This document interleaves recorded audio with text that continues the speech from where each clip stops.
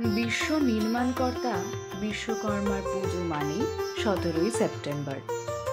এই পুজোর দিনটিকে আলাদা করে দেখতে লাগে না পঞ্জিকাতে, কিন্তু জানেন কি কেন প্রায় প্রতি বছর একই দিনে পালিত হয় বিশ্বকর্মা পুজো?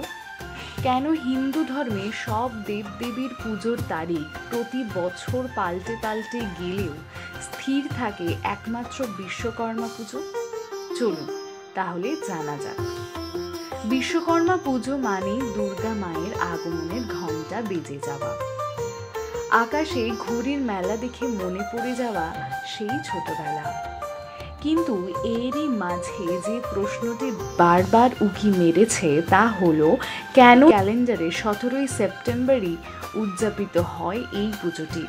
হিন্দু ধর্মের সমস্ত দেবদেবীর পুজোর তিথি স্থির হয় চন্দ্রের গতি প্রকৃতির ভিত্তিতে, কিন্তু বিশ্বকর্মা পুজোর তিথি নির্ভর করে সূর্যের গতি প্রকৃতির ওপর। সূর্য সিংহ রাশি থেকে কন্যা রাশিতে গমন করলে সূর্যের উত্তরায়ণের সূচনা হয়। সূর্যের এই কন্যা রাশিতে গমন করাকে বলা হয় কন্যা সংক্রান্তি।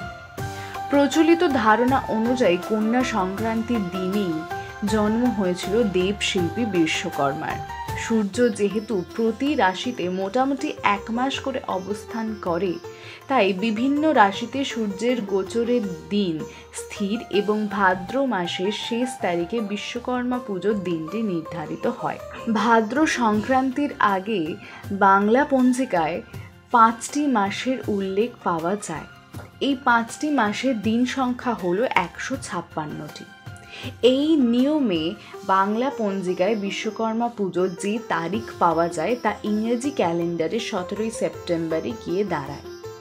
তবে কোনো বারে 5 মাসের মধ্যে কোনো মাস যদি 29 দিন বা 32 দিনের হয়, তাহলে বিশ্বকর্মা পুজোর তারিখ এগোতে বা পিছোতে পারে। তবে এমন ঘটনা কিন্তু খুবই বিরল। তবে এ বছরও কিন্তু নিয়মের অন্যথা হয়নি। সূর্য নিয়ম মেনে গমন করবে কন্যা রাশিতে এবং 17ই সেপ্টেম্বরই উদযাপিত হতে চলেছে বিশ্বকর্মা পুজো। এমনই অনেক নানান অজানা তথ্য কাহিনী জানতে হলে অবশ্যই সাবস্ক্রাইব করুন আমাদের জানা যাক ইউটিউব চ্যানেলটিকে।